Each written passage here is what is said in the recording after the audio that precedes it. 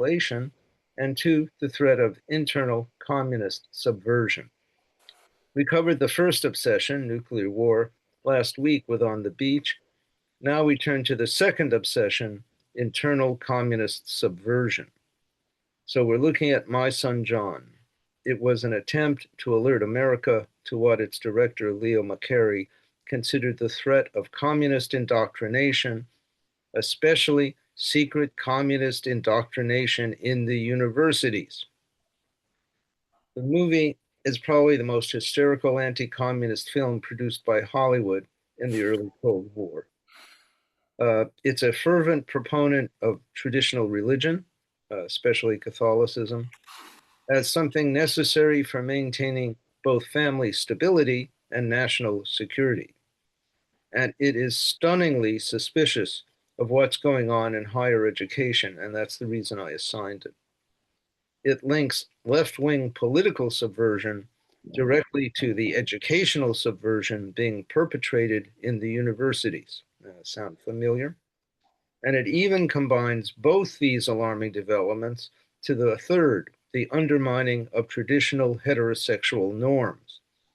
Because My Son John, that is John, is not just an intellectual university snob. It's not just a red. He not only ridicules his father's traditional patriotism and mocks his mother's simple devotion to Christianity, he's also gay. Gender subversion centered on the university goes along with leftist sympathies and too much book learning from pinko professors, and it's all just one big nasty thing.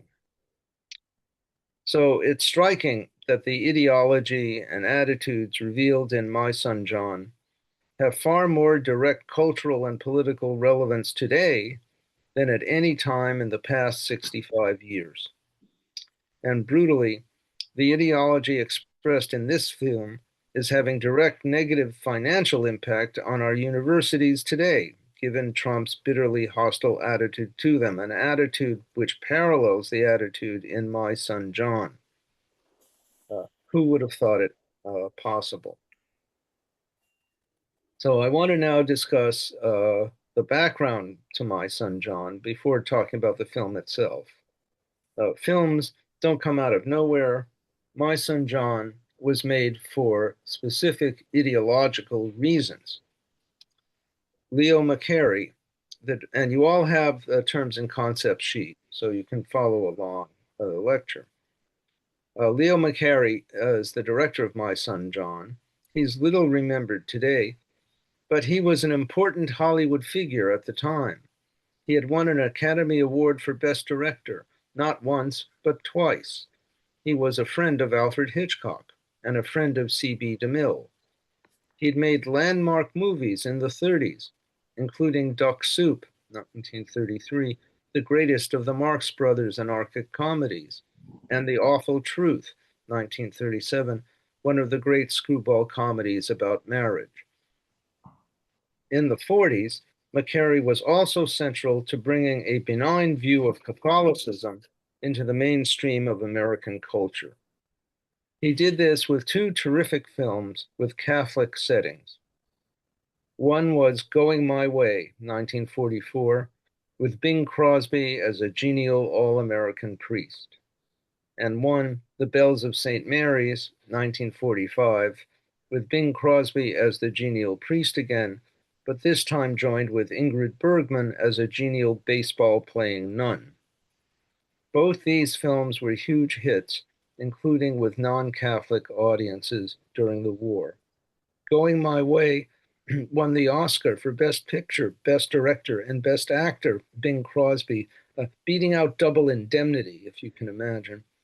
The long-term impact of these two films, though, may have helped John Kennedy convince non-Catholic voters that he would be okay as president. But more important than positive portrayals of Catholic life in film was how the Cold War itself brought American Catholics into the political mainstream. This was because there was no group that was as anti-communist as Catholics. The American church had backed Francisco Franco in Spain in the 30s. But because they were the most anti-communist, that also made them the least suspect. John Kennedy's family backed and financed Joe McCarthy. Bobby Kennedy served on McCarthy's staff. One of John Kennedy's sisters dated him. As John Kenneth Galbraith remarked, in the intelligence services, it was a huge change in the late 40s when men from Fordham, that is a Catholic university, began vetting men from Harvard instead of the other way around. Harvard was then still a Protestant liberal bastion, and the best people to put in the CIA were Catholics. But Catholics were not the only previously marginalized religious group that the Cold War crisis helped include in the American mainstream. It turned out that in fighting communism, we were defending Judeo-Christian civilization, a phrase repeatedly employed by President Eisenhower. And Eisenhower also had Ezra Taft Benson, a Mormon, offer opening prayers at cabinet meetings. That was shocking because many traditional Christians don't consider Mormons Christians at all. And in fact, in 1857, the US government had actually fought a war with the Mormons in Utah. As Ike famously said, quote, "Our government makes no sense unless it's founded on a deeply felt religious faith, and I don't care what it is." This Judeo-Christian civilization concept has prevailed in American culture for the past 60 years, but it's now being directly challenged by the popular right-wing anti-Semite Tucker Carlson. So Leo McCarey, a famous director of comedies before he did My Son John, had become deeply religious after the war and had turned out to be a ferocious Cold Warrior. He feared the influence of the Communist Party in the universities. He feared the influence of subversive Hollywood movies on millions of American moviegoers. He made My Son John as part of a crusade for religiously based anti-communist films. Now, he wasn't alone in this crusade. Another proponent was his friend C.B. DeMille, who in the Ten Commandments, 4 years later, extolled the strength of monotheistic religion as a spiritual shield against the threatening power of the totalitarian state, represented by Russian-born Yul Brynner as Pharaoh. Yes, that's true. In the Ten Commandments, Pharaoh speaks with a Russian accent. Not only that, Pharaoh dismisses traditional religion as a trick foisted on the populace by the priests so they can live well. That was in Marx, and it's also the exact charge leveled at the genial local priest in McCarey's film by the snobby communist John. We might laugh now about a Pharaoh with a Russian accent, but for decades, spouting Marx is really quite an amazing scene. But for decades, the Ten Commandments, and you know, he's supposed to be a villain. But for decades, the Ten Commandments was shown nationally on TV every Easter. Now I want to turn to a rather painful aspect of this. It is a fact that the Communist Party of the USA did try to infiltrate Hollywood. It's also a fact that membership in the Communist Party in Hollywood was secret. It was indeed a conspiracy in that sense. The famous screenwriter Dalton Trumbo, a long-term party member who was himself blacklisted and went to prison, later said that while the House Committee on Un-American Activities, HUAC, forced witnesses to name names of communists, if the party had not insisted on secrecy in Hollywood in the first place, there would have been no names to name. There was a time when membership in the party was not was legal. On the other hand, if it was a conspiracy, and it was an ineffective one. very little communist ideology ever penetrated Hollywood films, though lots of liberal New Deal FDR ideology did, which was enough to anger conservatives and Republicans.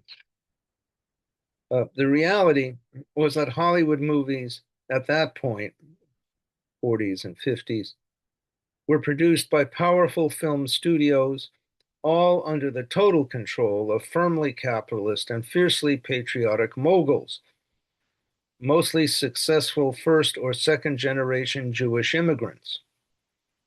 Uh, all of these moguls actually came from working class backgrounds. They were just entrepreneurs and innovators. But when I'm talking about this, I'm saying this was true of Paramount, of MGM, of Warner Brothers, of 20th Century Fox, of Columbia, of RKO. They were all ruled by ferociously patriotic Jewish immigrant moguls. So there wasn't much chance of red stuff getting in. Nevertheless, because they thought they represented the American dream themselves. Nevertheless, with the rise of the Cold War, the House Committee on Un-American Activities decided in 1947 to investigate Hollywood subversion in Hollywood. And Leo McCarey, the director of our film, was one of the first friendly witnesses called by HUAC. So was Ronald Reagan, who was then the head of the Screen Actors Guild. Reagan, at that point, was wearing glasses and defending freedom of speech. Very interesting. HUAC's exploits in Hollywood in 1947 need to be seen as part of a general increase in red hunting caused by the outbreak of the Cold War. In 1947, President Truman issued Executive Order 9835. It required all federal employees to fill out a questionnaire on their political associations under penalty of perjury. Questionnaires that were then submitted for review by one of the 150 loyalty review boards established within the federal government by Truman. Millions of government employees underwent this procedure, millions. Under this system, a grand total of 350 government employees were officially dismissed on loyalty grounds, and another 5,000 resigned. In fact, the Truman Loyalty Program of 1947 to 49, though it's not talked about much and is lesser known now, was far huger in its impact than anything HUAC ever did. The Truman Loyalty Program had finished its work by the time Joe McCarthy emerged as the Red Hunter of 1950. But it set the stage for McCarthy. The fact is, McCarthy never actually found a single communist in government. That's because the Truman Loyalty Program had already done it. We also know now, from the brief opening of KGB archives after the fall of the Soviet Union, that in the late 1940s, there was a significant Soviet spy apparatus within the US government. About 300 people, all secret members of the Communist Party of the US. But they disappeared thanks to the Truman Loyalty Program, and KGB officials stationed in the US, we know because we've seen the documents, complained to Moscow about what had happened. Their networks were gone. The spies were gone. Well, I think people in our course might be uncomfortable to hear that such apparatuses existed, but they did. Now back to HUAC and Leo McCarey. McCarey eagerly appeared in 1947 before the investigators. He warned about godless communism in Hollywood. He declared that Hollywood should be producing far more anti-communist films, like in World War II against the Nazis, but it wasn't because of subversion. Of course, after the 1947 HUAC hearings, the moguls themselves began their own private blacklist of Communist Party writers and directors. Many people suffered. Nevertheless, I want to emphasize this because it is a very interesting thing. lots of liberal and socially conscious films were still being produced in Hollywood between 1947 and 1950. The liberals did not give up without a fight. They held their own. And I've got the list for you in the terms and concept sheet, and it's an amazing list of films, liberal films, that were produced after HUAC appeared in Hollywood in 47. And so that includes, and some of these are famous, some not, but some are famous.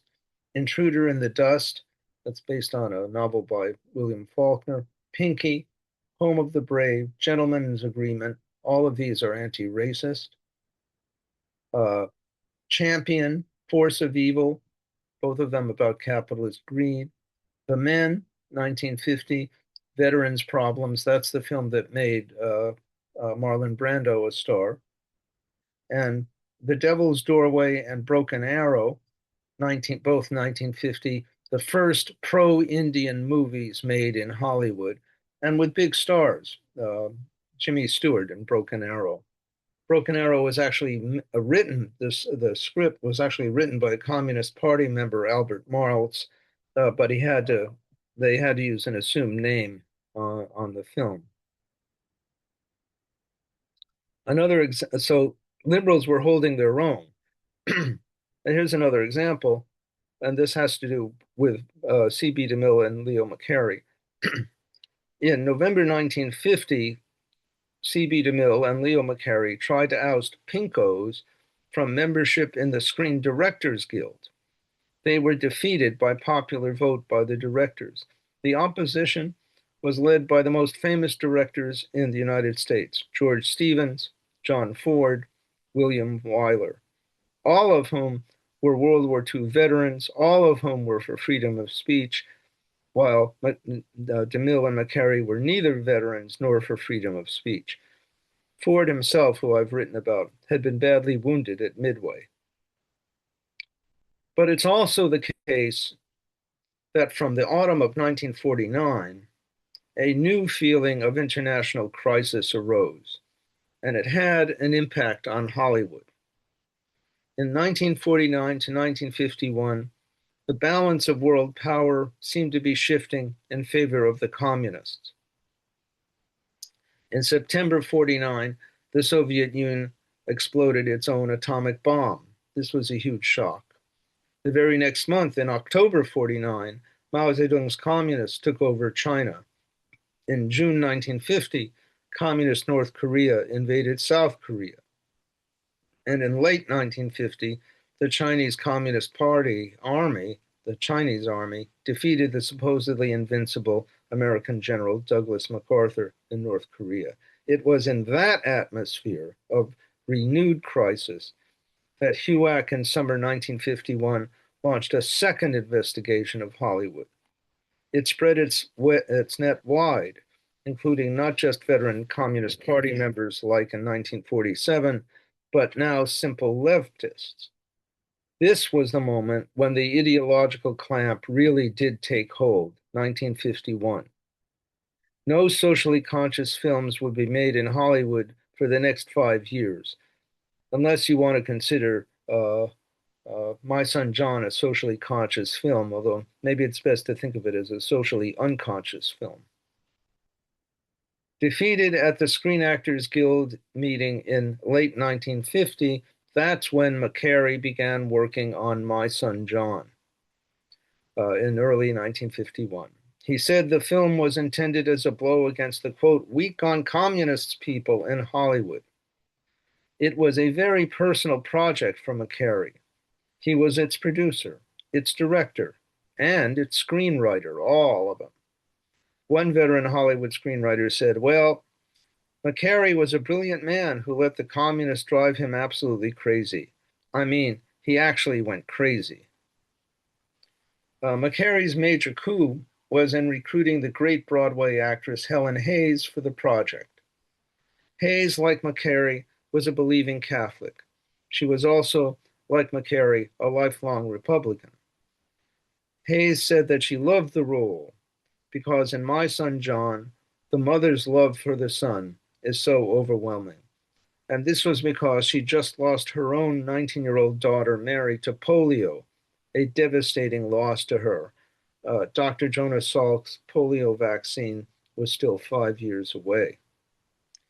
No doubt anti-communism was there for her too, but in evaluating Helen Hayes's politics, we need to remember that Helen Hayes was also the leading figure in forcing the National Theater in Washington, D.C. to integrate. This battle was won while My Son John was filming. That is, in Washington at the National Theater, Black people could not attend as paying customers until 1951. And Helen Hayes led the fight to desegregate. McCary began principal photography in March 1951. That's a very interesting month, March 1951. That was the month when the highly placed State Department official Alger Hiss was sent to prison as a Soviet agent. The story of Hiss seemed to show that anyone might be a communist spy. It had an impact on our film. John is clearly a version of the intellectually arrogant Hiss and even dresses like Alger Hiss in elegant Washington, D.C. suits. March 1951, and the start of My Son John, was also the month the Rosenbergs were tried and convicted of atomic spying for the Russians and sentenced to death. Filming of My Son John finished in late summer 1951 during the second round of HUAC investigations of leftists in Hollywood. When Leo McCarey was later nominated for an Academy Award for My Son John's original story, it's hard to believe, but he was, McCarey's enemy said Hollywood was attempting to keep HUAC satisfied. And people still say this. Okay, all of that is to explain the intellectual background and impact of the film. So now to the film. McCary was living in a real atmosphere of anti-communist panic and accusation in spring and summer 1951. Like I said, the period from 49 to 51 is the start of a real panic. The mother and father in the film, Dan and Lucille Jefferson, are staunch church-going Catholics. They have 3 boys. 2 are blonde football players, the healthy sons with only high school education, who, as the film starts, go off to fight in Korea with the blessings of the genial local priest. That is, they're going off to fight against the communists in Korea with the blessings of the local priest. But then there's the dark-haired son, the dark son, the book-reading son, the football-hating son, John. He has succeeded greatly at the university, and while his brothers are off to fight the communists in Korea, John holds a high position in the federal government in Washington. The anti-intellectualism in the film is really striking.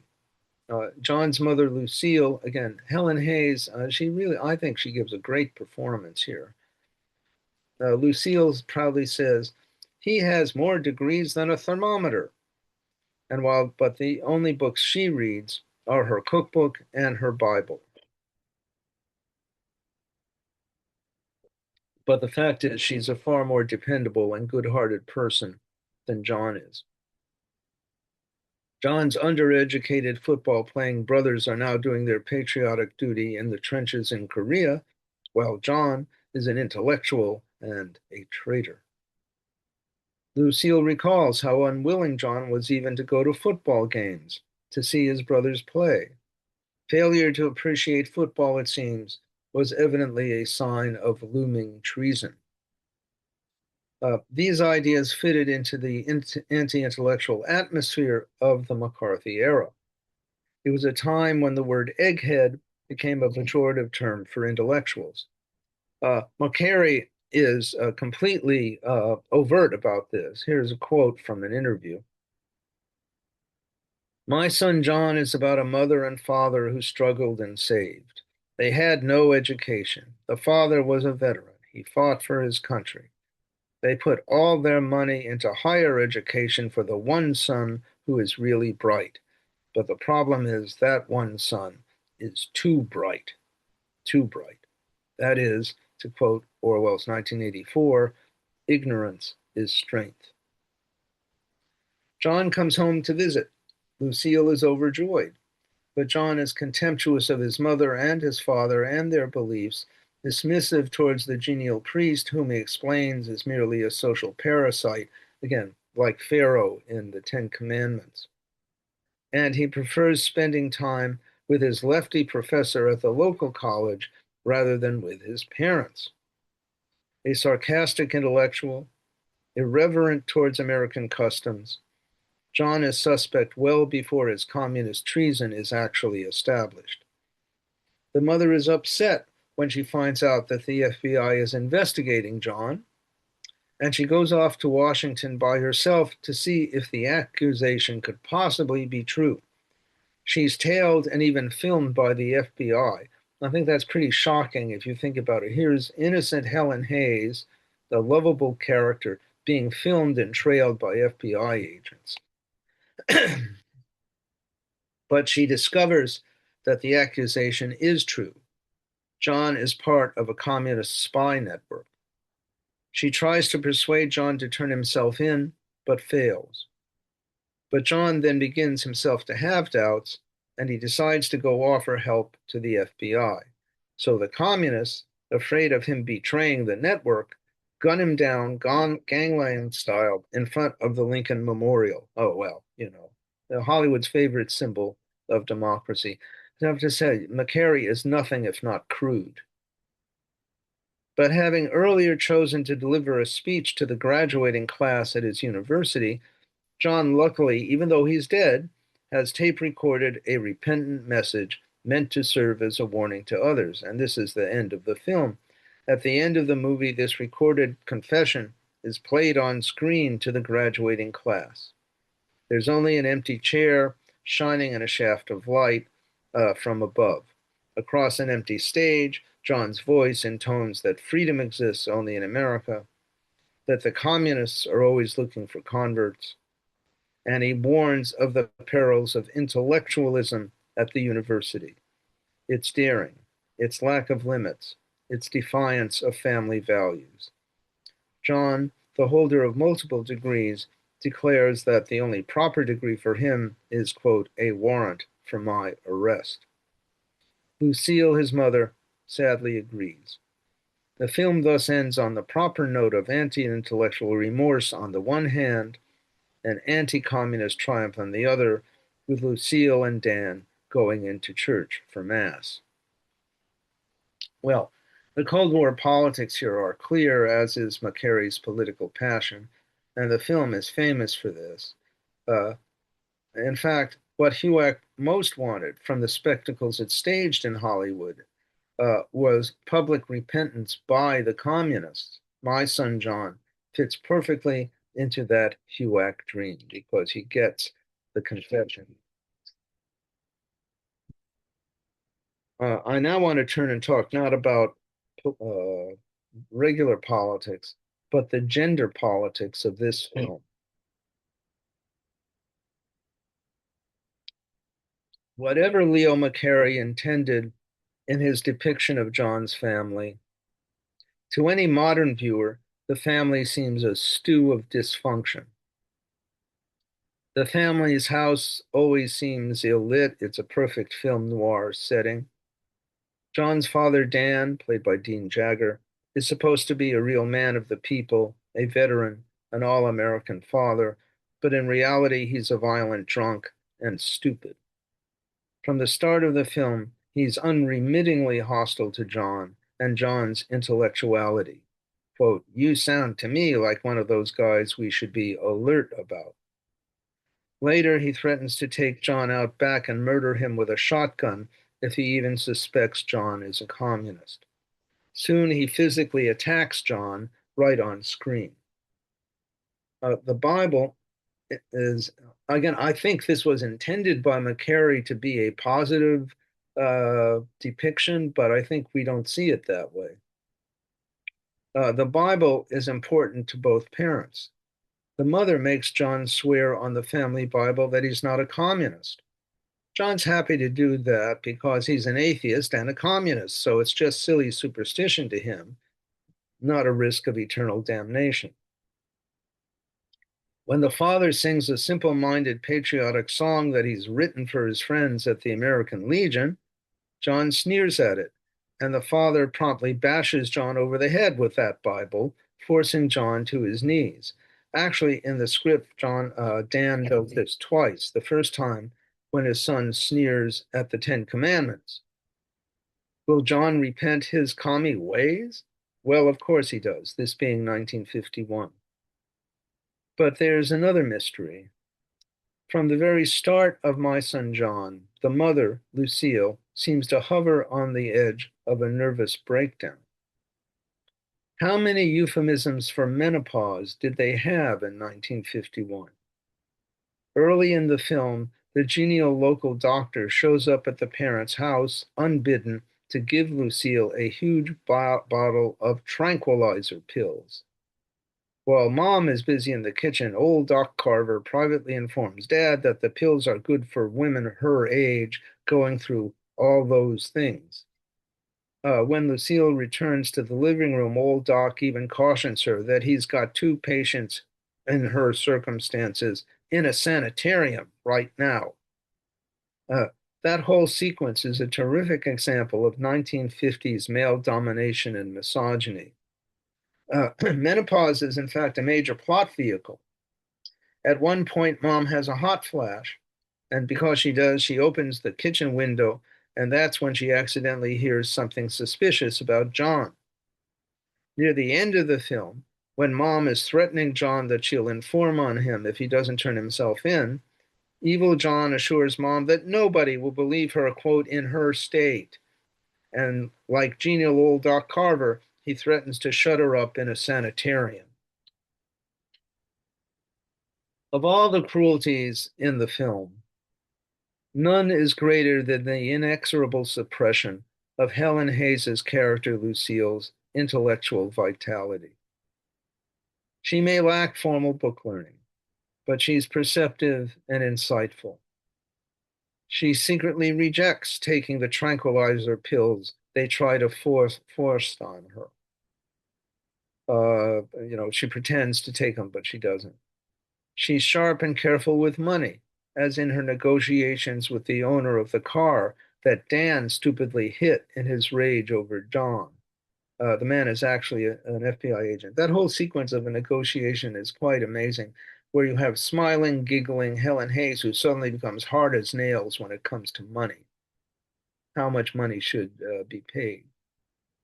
Patronized by her less intelligent sons and less intelligent husband, Lucille submits helplessly when her charming whimsy is dismissed as mental instability, when her legitimate stress is attributed to clinical depression, and remarkably, when her correct political consternation about John is treated as menopausal hysteria. Only when her son John arrives can she engage in what is a pleasure for her at exchanging ideas, demonstrating her ability to listen to dissenting views. But then, tragically, John turns out to be a liar to her and a traitor. This repression is forced on her by every male character in the film.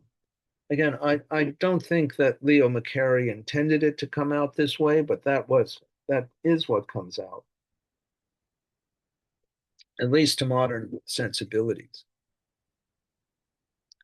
John's own relationship with her is as disturbing to watch as his mutual hostility with his father. We've already talked about the film's continuous insistence on her being menopausal and hence allegedly mentally unbalanced, a view which I think we all find repulsive. But when the mother hears that John is being investigated by the FBI, she regards this as convincing evidence in itself that he's guilty. In the draft script, which wasn't filmed, she decided to testify to the FBI, but then collapses mentally and physically. Conversations between mother and son in the film especially take place up in his old bedroom, are doused in sinister shadow. With her constant declarations of fervent love to him, matched by his deceitful, assuring responses. Or maybe they're not completely deceitful. The whole relationship can easily be seen as pretty Oedipal. And that scenario fits well with a generalized 1950 anxiety about, I don't know whether people remember this phrase, momism. Anxiety about momism, that momism would produce pampered, weak sons incapable of defending the country and effeminate to boot. Uh, that panic about momism uh, was set off by Philip Wiley's bestseller, Generation of Vipers, and John is certainly a viper. It would be easy to believe that these two weird parents, hostile father, over-loving, intense mother, led their son to rebellious communism far more than the attractions of communist ideology itself. In fact, in keeping with all anti-communist films of the period, the specific content of Marxist ideology, what might make it attractive to John, is never actually discussed in the film. He's just vague anti-Americanism, no discussion of Marxist theory. I want to now turn and take a look at Robert Walker, who plays John. Strikingly, Walker's tangled relationship with his parents and My Son John repeats the family structure of the murderous psychopath he just played in Alfred Hitchcock's thriller Strangers on a Train the previous year, 1950. There, too, the killer had had a hateful father and a mentally confused mother. But there's something even more sinister here than the depiction of how John's intellectual curiosity led him into communism. It's not only in the field of ideas that John is presented as corrupt. John's twisted relationship with his mother and his father indicated to contemporaries that there were murkier emotions at play in his descent into the abyss. As much as John and his father are hostile towards each other for most of the film, John's mother is fervently loving towards him. Is their relationship too close? What provoked John's father's hostility towards him, which is there even before the film actually gets started? This depiction of the family went against the widespread post-war propaganda stressing the four-square American family, dad working, stay-at-home mom, two kids, as the foundation of social, political, and personal stability. But John's family is not Leave It to Beaver. I should actually say the writers of Leave It to Beaver's family was not Leave It to Beaver either, as I talked about last week. And finally, there's this. As I said, the actor Robert Walker had just played the superficially charming but psychopathic villain in Hitchcock's great thriller, Strangers on a Train. He went from Strangers on a Train to My Son John. And the Strangers on a Train hinted, as much as one could in 1950, that Walker's character, Bruno Antony, was not just a ruthless murderer, but gay. Leo McCarey had now borrowed Robert Walker from Hitchcock, and Walker plays essentially the same character as in Strangers on a Train. And once more, his performance is as close as Hollywood dared to come in 1950 to a gay persona. So, John doesn't have a girlfriend, and his mother inquires anxiously about why not. Then, when a woman does call, Helen Hayes is overjoyed. John's got a girlfriend, she laughs in relief. But the caller, it turns out, isn't John's girlfriend, just his communist underground controller. The father looks on in disgust when John meets and physically embraces his old professor from the university. They're sitting in the car. John goes up and is embracing his old professor. I think all of us would view this as normal now. Maybe that's the result of the 60s. I certainly embrace my old professor when I see him all the time. But I don't think it was viewed as normal between men in 1951. In an early draft of the script, Dan even says to his wife, "Did you see that greeting? I thought they were going to kiss each other." In other words, John's communist ideology is the result of a combination of anti-athletic, over-intellectual, momism, and homosexual tendencies. And John hints at this dark secret in his confession that ends the movie.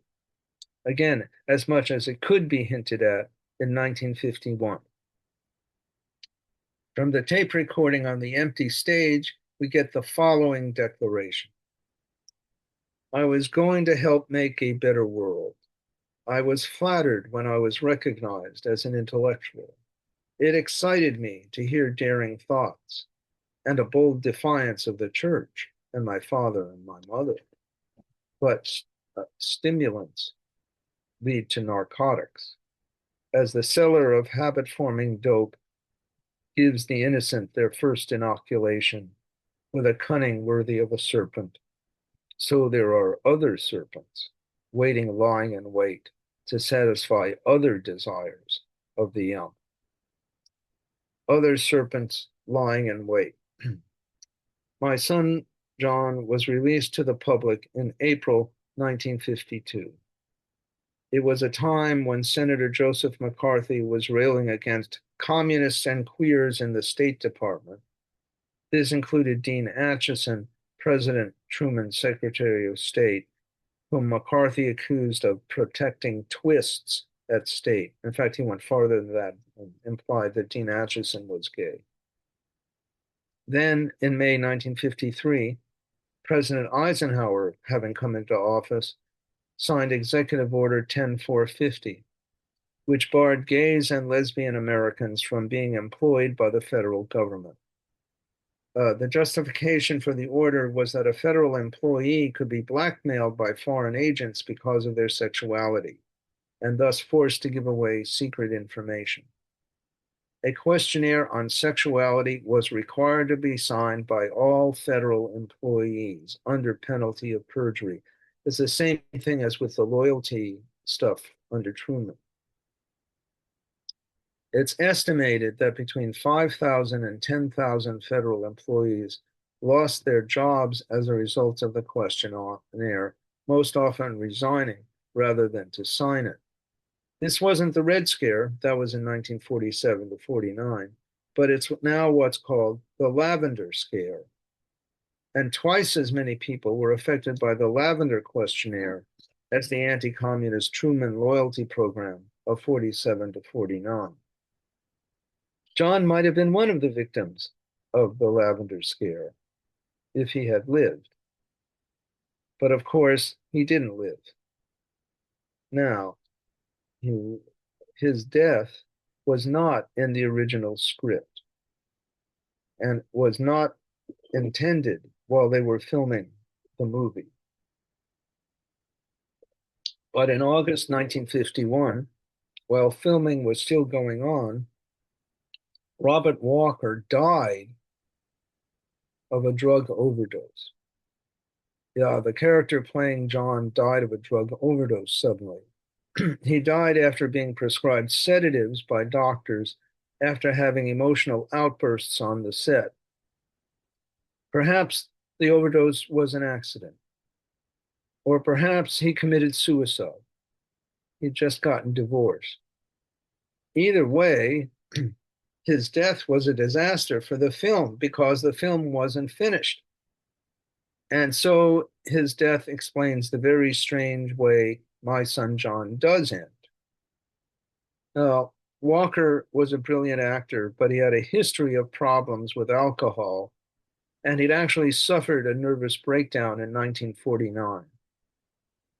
It says something about the heartlessness of Hollywood that it was directly after Walker's release from a psychiatric institute that Alfred Hitchcock cast him as the psychopath Bruno Antony in Strangers on a Train.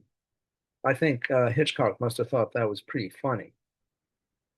To complete our film with Walker dead, Leo McCarey actually used outtakes of Robert Walker from Strangers on a Train, film stock given him generously by Hitchcock in order to have some kind of ending. As my son John stands now, John certainly does go through a remarkably sudden conversion to capitalism, democracy, and freedom. That was a conversion that was intended to be filmed, but it could not be shown to the audience because the scene hadn't been filmed when Walker suddenly died. It's only heard about, so it's only heard about in the tape recorded confession. The tape recorded confession, which was in any case not a recording of Walker himself, but done by an actor imitating Walker's voice. That's how desperate the situation was. To explain John's sudden disappearance from the narrative, Walker, Leo McCarey, invented him being gunned down by communists in front of the Lincoln Memorial. And the moment of his death consists of scenes taken from the villain's death in Hitchcock's earlier film. And again, that was the level of McCarey's desperation. John's murder at the feet of the Lincoln Memorial symbolizes that his political conversion is real. And so it guarantees that his confession is real and his redemption, his martyrdom is real. He had paid the price for becoming a communist. Of course, in the original script, this doesn't happen at all. In the original script, a living John pays the price in a different way, confessing to the FBI, must have been an interesting scene, and then going to prison. But Robert Walker was unfortunately dead before these scenes could be filmed. Movie making in Hollywood is a tough business. The problem of John's confession was handled, as I said, by the playing of a tape recording of the missing John on an empty stage. His incorporeal voice fills the auditorium at his university alma mater, warning of the perils of university life. Leo McCarey's ally, C.B. DeMille, wanted John's speech to stress that the laws against communist subversion as they stood in 1952 were too weak, and that the FBI should be given even more power than they had, since as things now stood, the FBI could not actually have arrested John without his voluntary confession. McCarey rejected DeMille on this. McCarey's focus was on religion, as I said. He was a spiritual person in his own way. And John's speech meant more to McCarey emotionally and religiously. The focus was on John's spiritual process of confession, followed by redemption, rather than policy issues. McCarey's depiction of communism was the darkest and most strident of the 1950s. Communism as an addictive drug peddled by corrupt academic intellectuals with homosexual tendencies. Quite a ball of wax. The thin air at the university was a breeding ground for delusions. The anti-university stance of the film and the reason for it is strikingly and bitterly relevant today. If I had shown this film 2 years ago, it would have seemed really irrelevant. It doesn't now. The issues are the same. Sorry. McCarey's view was that young people who wanted to do something positive for society, and it was an impulse he praised, could fall victim in college to communism's clutches. It could wreck families. The specific content of communist theory that made it attractive to the young is never discussed. It's never discussed in any film in the 50s. Evidently, it was too dangerous a topic. But in any case, McCarey thought it far better and safer if you had those good impulses. He thinks these are good impulses to help society and help the poor. He thought it was far better and safer if you had those good impulses to enroll yourself religiously oriented charity work. He actually published pamphlets at his own expense, urging young people to enroll in religiously oriented charity work if they wanted to help society. So I'm coming to the end now. On the other hand, what in John's family couldn't stand wrecking? In my son John, violent and threatening fathers and neurotic mothers constitute the all-American family. No doubt this portrait was unintentional, but there it is. These authority figures were ready to sacrifice their children to the army, that is, John's two brothers, and to sacrifice the remaining child to the security organs, John, merely through guilt by association. They believed that being investigated by the FBI made you guilty. Of course, in John's case, ironically, he is. Uh, my son John admits that some FBI techniques are grim and deceitful. Sweet Lucille is at first deceived by an FBI agent and then trailed and filmed by the FBI in DC. But John's confession at the end justifies everything. The confession was a justification of HUAC's investigations, justification of the blacklisting by the studio heads, of a justification of President Truman's vast loyalty program, a justification of the looming lavender purge. It's not surprising that when My Son John was released, C.B. DeMille called it a great film and Leo McCarey a great American. It failed at the box office. That's an interesting fact, too. Okay, so that's what I've got to say. Let's take a 5-minute break and then we can have some discussion. I wanted to add, but I'm not through blabbing yet.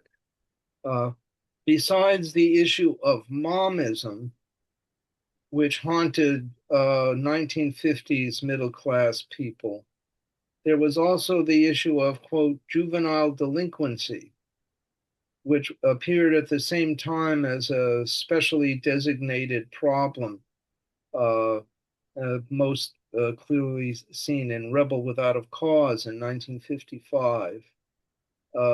And so beneath the placid surface of middle class life, as we think about it, there's the atomic anxiety, which is real because people are practicing what to do if there's a nuclear attack. There's within the home, there's momism as an issue. And within the home, there's also juvenile delinquency. What's going on with the kids? So I think, one of the themes in the course is the anxiety that the 50s had, which people have forgotten about.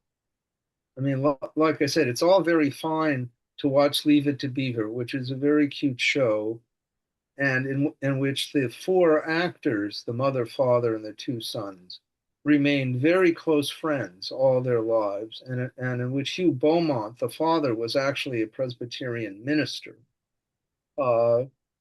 That's all very fine on the one side. On the other hand, I know the writers who were two neurotic Jewish intellectuals, brilliant in their own way, really, no, straight out brilliant. Mother won an Emmy, but not Leave It to Beaver. And they worried about their kids. They wanted to control their kids, and they weren't able to do that. So the one son, after rejecting dynastic marriages with fellow important screenwriters, ended up marrying the maid who they brought up from El Salvador as his gesture of rebellion. And the mother never forgave him, never forgave him. She wrote her autobiography. She was still angry at him. The younger son became a hippie, and I knew him really well, and they live in Santa Fe.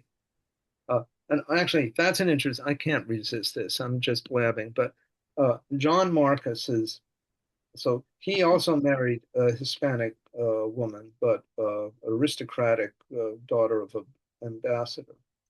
They live in Santa Fe, and they have two children, both of whom married Hopi Indians. which means the grandkids are half Hopi, one quarter Hispanic, one quarter Jewish. So, I mean, that's the kind of good way that things could develop that way. But it's still the ordinary middle class life was concerned with all these anxieties. Okay, so the one question Cher Burgian wrote about the nature of whatever it was that happened to Robert Walker that killed him. You know, the psychiatrist administering amobarbital. I mean, that's a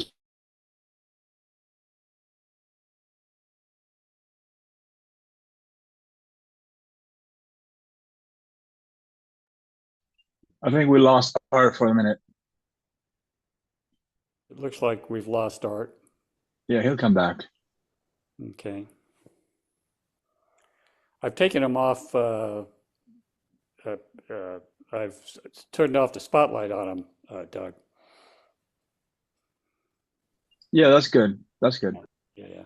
But now that the spotlight is gone, he's gone. Well, I did that a few minutes ago, so I don't think that was the cause. Do you want to phone him? Yeah, I don't know if I can phone him.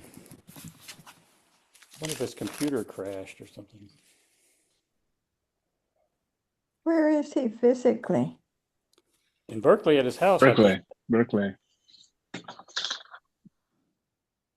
Well, for those of you who remember the 50s, what do you think of Art's comments about the anxieties going on at the time? The anxieties that he mentioned. I don't have his number. The communism, the rebellions, the religion, the quote unquote apparently functional family life, but dysfunctional underneath. Does that ring a bell at all for you guys? So, yes, Susan. I'll just make one comment. I consistently hear of people referring to the 50s as being this placid, agreeable, wonderful America where things were easy and we should go back to that because things were so good. I was a high school graduate in 51, so was in college during the 50s, and I remember just being quite political, lots of opinions, not placid at all. And I don't remember I don't know whether I'm the only one that remembers it that way, but I went to a New York meeting of the National Student Association, which was a liberal precursor to some of the more active student organizations now. It was an early one. I was a friend of Walter Lippmann's daughter, who was terribly political. So I think that there's been a kind of a glamorization of the period that much of it is not true. Mm-hmm. Hey, Art. I'm 92 years old. My machine conked out for a second, and whatever it was blabbing about. Welcome back. Hey, Art. Art. While you were gone, I asked questions to the attendees about who remember the 50s, and Susan mentioned that it was not so placid after all. That it was she was in high school and went to college in the 50s. There was a lot of political activism at the time. Yeah. I mean, the other thing to say specifically about the University of California system was that in 1950, professors suddenly were required to sign specific loyalty oaths, and that this was pushed especially at Berkeley, and some people resigned rather than do it. But that's not to be confused with what happened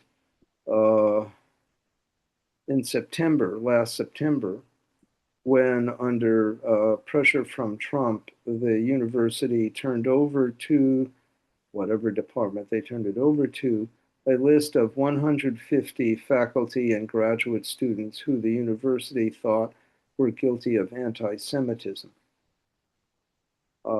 We don't know how long they had been keeping that list. We don't know who compiled that list.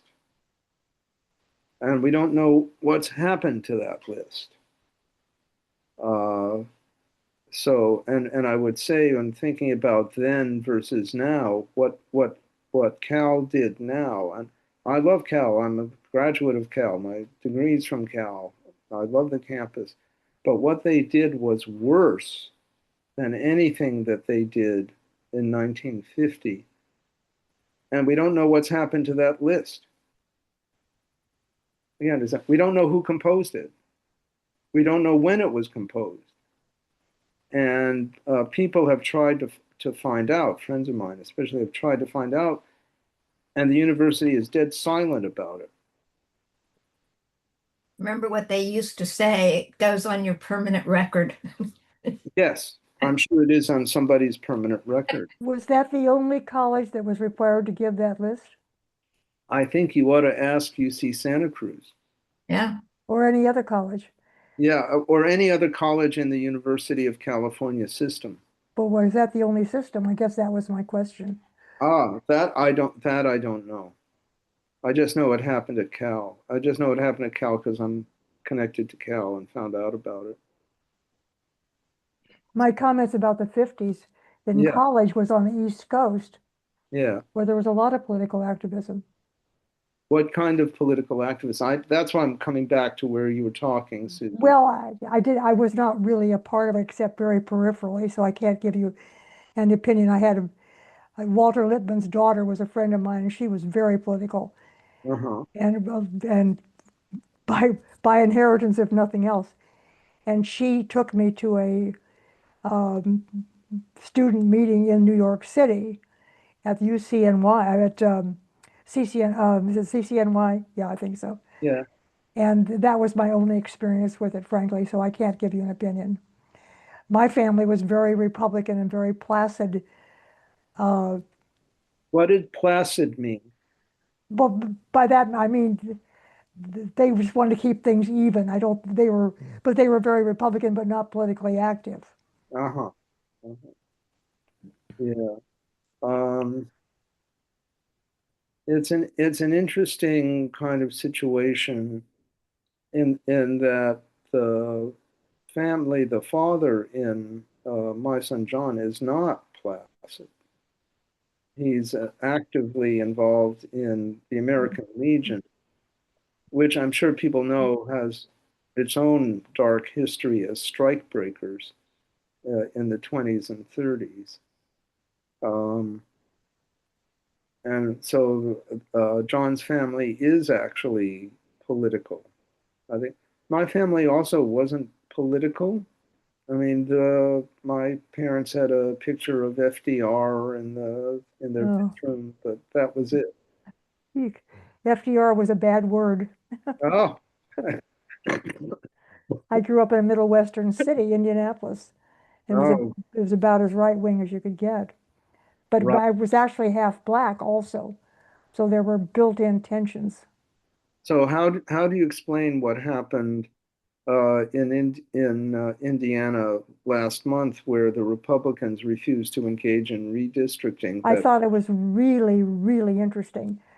My mother, who's been dead for years, my sister, who's been dead for a number of years now, was a lifelong rock rib, right-wing Republican, and she thought I was crazy. But she didn't vote for Pence. She couldn't stand Pence because of the hard line on homosexuality, because I have a homosexual son, and she adored him, and she hated that hard line that they took in Indiana, and voted for, the only time she ever voted Democratic was against Pence. So there you go. But she accepted your son. Absolutely adored him. Yeah. She had known him since early childhood, and he was the same age as her son, and they were, yeah. And that's usually the way. Well, yes, it is. It takes a personal connection. It does. Look at Dick Cheney. Yeah, right. Perfect example. Or Barry Goldwater's son. Yeah, or Barry Goldwater. Oh, I didn't realize him. Yeah, Barry Goldwater's son. And Goldwater had no problem with gays in the military. He said, "You don't have to be straight; you just have to shoot straight." Exactly. Typical Goldwater thing. Exactly. But let me. That reminds me of a personal experience that happened with me. I was in charge of a committee at Maryland that was dealing with gay rights, instituting gay rights in the 90s.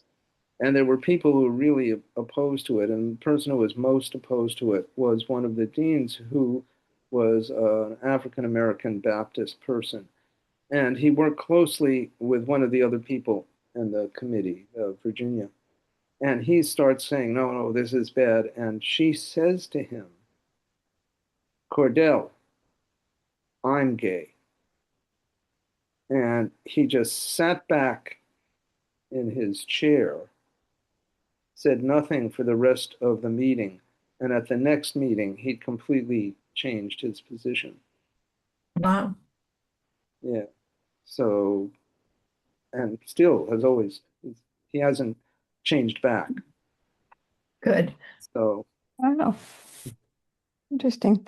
May I say something? I have to leave right now, and it is a little bit peripheral to this, but I grew up in Mexico in the 1950s. oh, My father was a physician working with AID, which when we first left the country was Truman's Point 4 program, I think. Anyway, I was at the American School Foundation during the McCarthy era, and my parents didn't.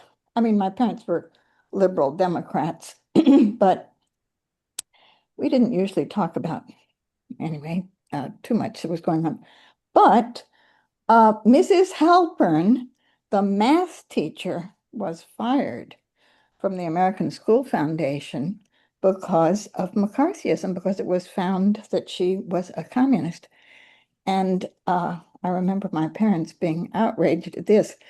I just thought it was interesting that in Mexico at that time, it's less so now, but Mexico was full of leftist artists from the US sure, and from conservative sure. business people. And so it was a very divided Well, were your place. parents outraged that she'd been fired or that she was a communist? No, that she had been fired. That she'd been, yeah. Yeah, yeah. But anyway, that was just an interesting bit. I have to leave. This has been so interesting. I love all of the context that you give. Films are somewhat interesting. Thank you. I love all this context. Thank you so much. Well, thank you. Yeah, I mean, all of this stuff is very interesting in terms of who suffered under McCarthy and who didn't. And the story I know best because I wrote a book about John Ford is that after the invasion of South Korea, C.B. DeMille and Leo McCarey really tried to purge the Screen Directors Guild of people that they considered to be commies, including Joe Mankiewicz, who later went on to make Cleopatra. Now, maybe he should have been expelled from the film directors to make Cleopatra.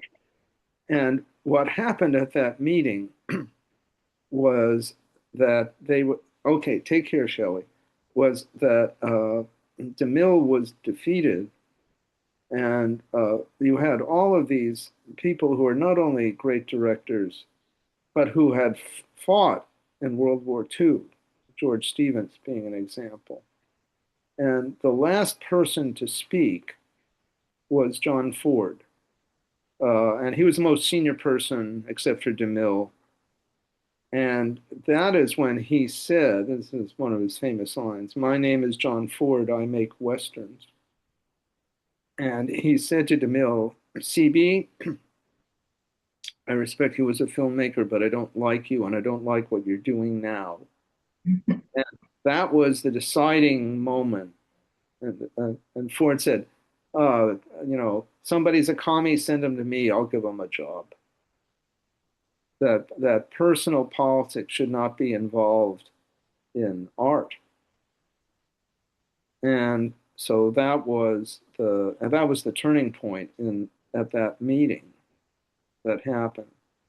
So there was pushback, as Susan is saying. There was pushback. There was always pushback against what was going on, and the idea that things were completely repressed is not the case. I mean,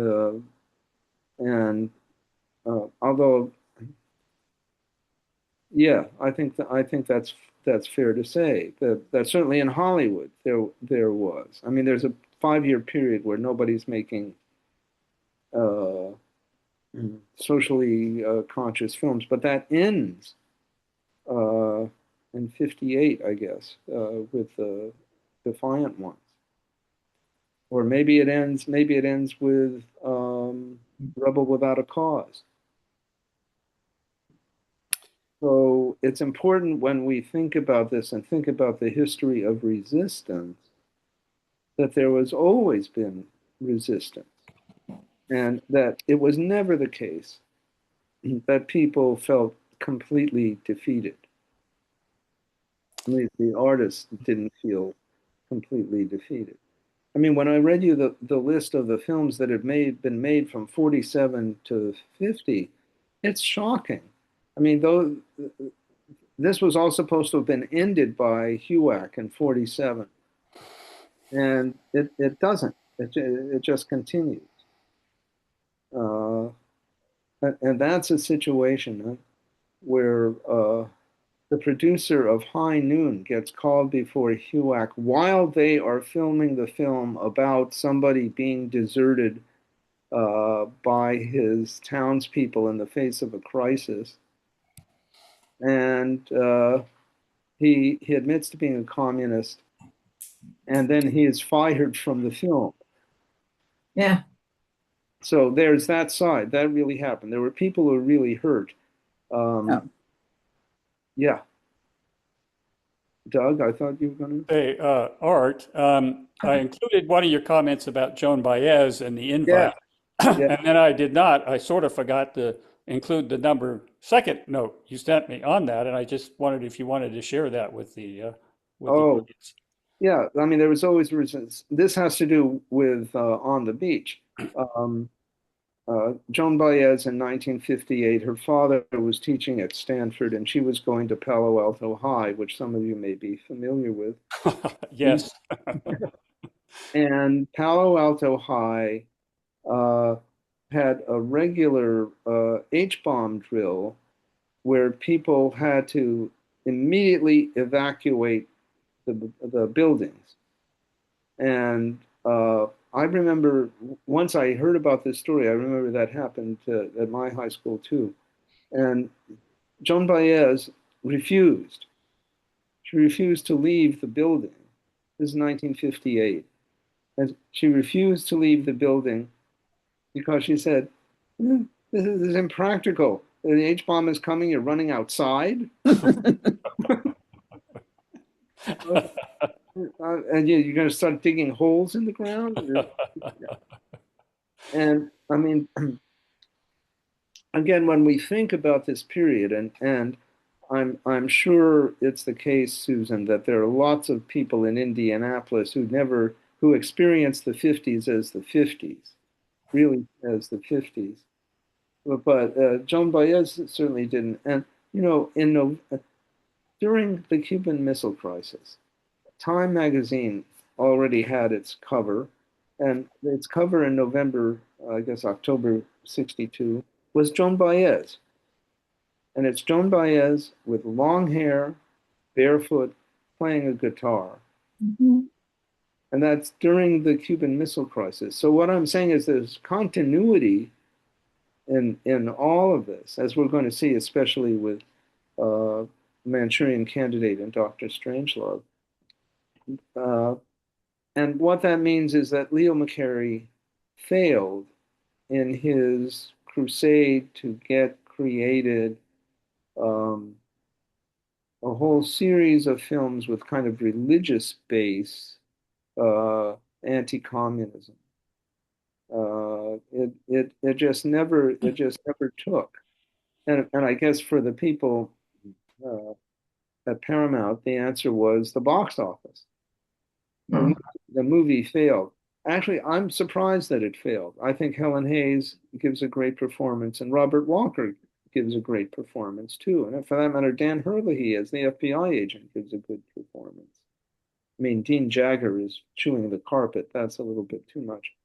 But the film, I would have thought, would have done well. What do you make of the fact that it didn't? Yeah.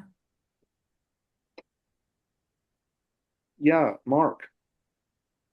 And I had an idea about that. I thought that the way, I was from New York. I went through the 60s in New York, and I knew a bunch of people who were communists.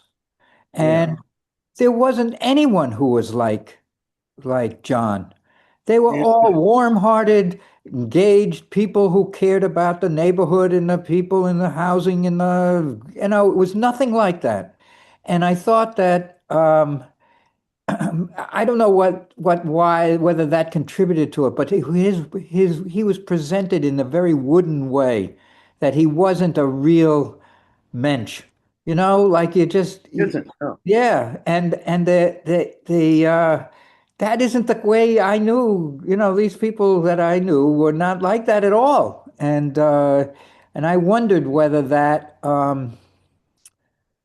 I don't know. I don't know. I don't know whether that had an effect on why people didn't like the movie.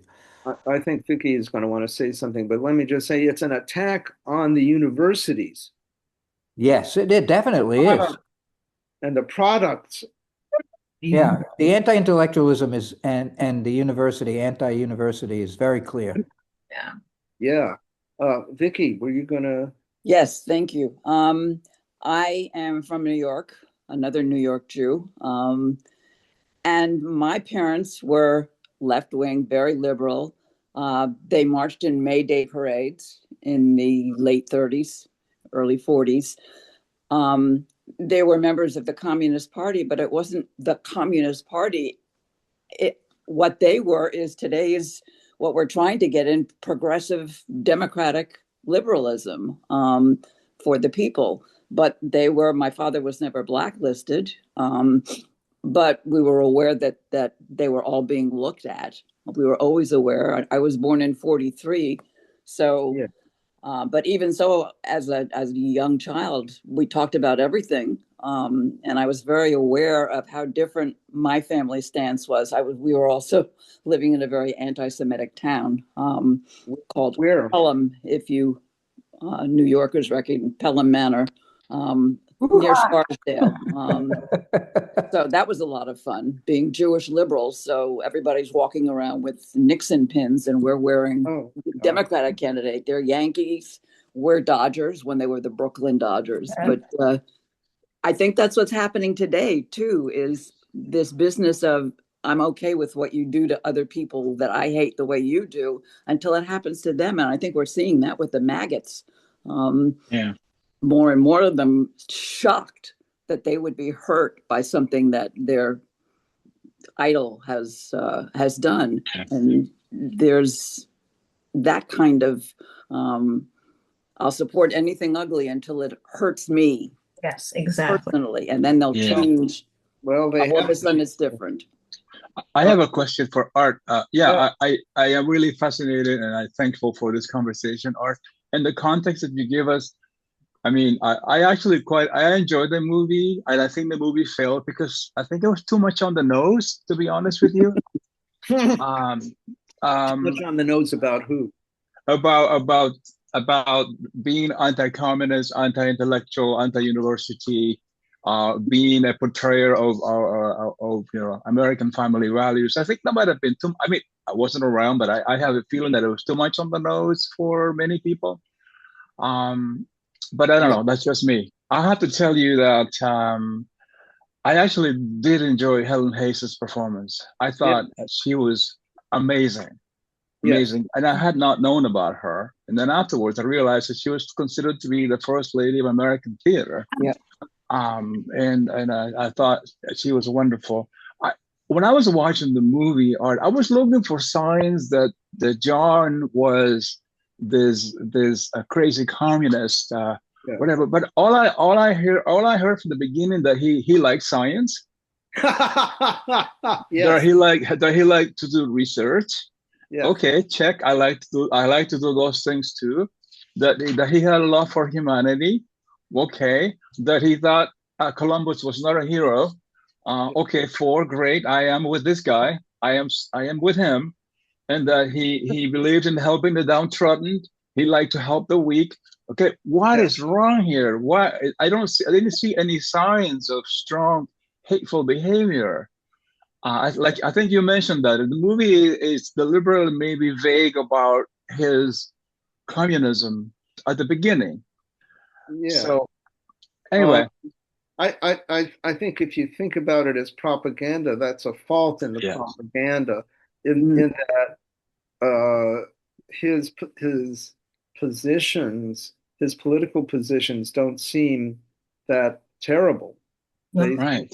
Good, but they establish it through his terrible relations with the parents, with the mother and the father. And I think because Helen Hayes's performance is so charming, the fact that he lies to her and betrays her is how they get at what communism is, rather than with politics.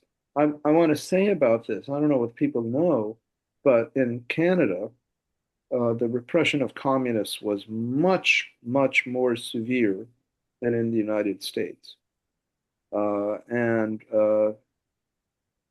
this was because in 1939, because of the Hitler-Stalin Pact, the Communist Party in Canada opposed fighting Hitler, opposed supporting Britain.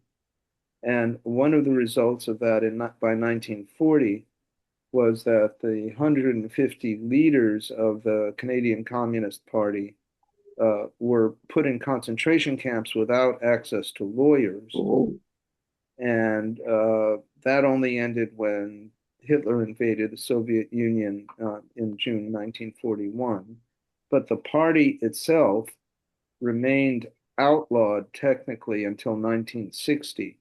Again, something that did not happen in the United States. Now, my wife Judy's parents were communists, and they couldn't belong to the Communist Party because it didn't exist. But what happened was the communists just came up with another name and used that. But one of the stories that Judy tells about what it might have meant to be a communist is that she went to a piano recital with her father, with an old friend of his who had been in the party. And after the recital is over, they go up to say hi to the friend, and the friend says to Judy's father, whose name was Leo, says to Judy's father, "Hi, Alan." And Judy thinks that means that her father was engaged in some sort of secret work, and that the guy let slip the wrong alias for him. So there's that other side of it. And I think, Vicky, you're right that so much of what the Communist Party did was positive. And a lot of those people were positive. But there was also this dark side and they were all for Stalin. I mean, Judy's mother was for Stalin. She left the party when they got rid of Stalin. You know, well, my father emigrated from Russia, from Ukraine, when he was 6 years old with his family. So they were never Russian communists of the kind that the Red Scare was all about. They were about caring for people and empathy. And I think you're right, Vicky. And what that means is when we think about the film, most communists were not like John. No. They weren't like him personally, and they weren't like him with his elite outfit. Yeah. Yeah. It just wasn't. It just wasn't so. Hey, So Art, yeah, and everyone. I think, like you said before, if you showed me, if I seen this movie 2 years ago, I would say, yeah, eh. But it's yeah. so relevant today. Everything you're talking about, everything that everybody's talking about today is so relevant today. And It's speaking of it's that, why it's why I chose it because 2 years yes. ago I said, nah, well, what's the point? And along that, I watched a movie in Netflix last night, which is a live recording of a Broadway play with George Clooney. It's called Good Night and Good Luck. Yeah. Oh yeah, yeah, Yep. I highly recommend it. It's relevant. It's so yeah, relevant today. I couldn't stop watching it. It was an hour and 40 minutes. I highly recommend it. It was recorded this 2020 in April 2025. yeah. Wonderful, wonderful, very Absolutely. relevant. It About Edward was. R. Murrow destroying McCarthy. But I want to tell you something about that. What's not in that movie is that the moving force that allowed Edward R. Murrow to destroy McCarthy was actually Eisenhower. That Mm. Eisenhower had been very close to George Marshall, and there was McCarthy attacking George Marshall. And when that happened, Eisenhower decided, with his usual hidden hand way, to destroy McCarthy. And he did it by getting the Defense Department to release documents showing that McCarthy's aides were being favorably treated in the draft. Yeah. Wow. That was, Wow. yeah. So it turns out that Edward R. Murrow had a very powerful ally in Eisenhower. Interesting. Very interesting. Yeah, yeah, but it's a great movie. It's also a great movie, It is. and there you have towards the end the two people who I forget whether they have been communists or members of a front group, and he has to get rid of them, something like that, or their fear that the husband and wife fear. Yes. Yeah, yeah. So there was a lot of that happened, not in the first round of HUAC, but in the second round of HUAC, just ordinary Hmm. people who had joined for good reasons, Vicky, had joined front groups, got into real trouble. Doug, where did you watch that?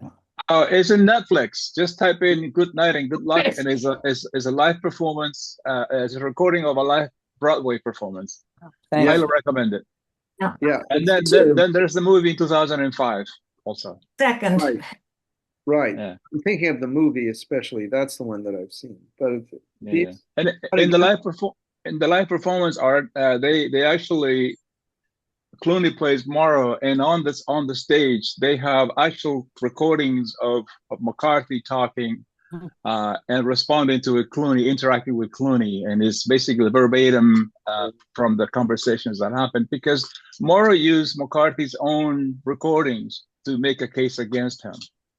So I mean, it's what's fascinating is McCarthy never discovered a single communist in the government. But that was because Truman had already had that horrible right. loyalty. Wow. Yep. Amazing. Okay, folks. Thank you so much. What about the fact that that his communist contact was a woman that we never saw? Right. We have two women in the film. One is the mother who's kind and wonderful, and the other is now a woman who's the communist. That's a kind of film noir, femme fatale kind of thing. But in fact, there some of the controllers in the DC spy network were women. So it's not but he didn't know that. Yeah. You know, he's again. It's fair to say that the kind of communist in that film, those are rare people. Right. Mm-hmm. Most were not like that, and that's fair to say. Fascinating. Here's an example I'll end with. The screenwriter of Broken Arrow, 1950, great Jimmy Stewart Western, was Albert Maltz, who was a member of the Communist Party. In 1946, he wrote a piece saying that the party should trust artists to do what they think is right and not try to straitjacket them.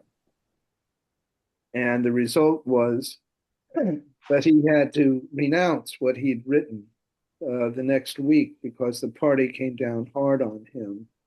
And there was a trial in front of somebody's swimming pool, Beverly Hills, which he said was far worse than anything he ever faced from HUAC.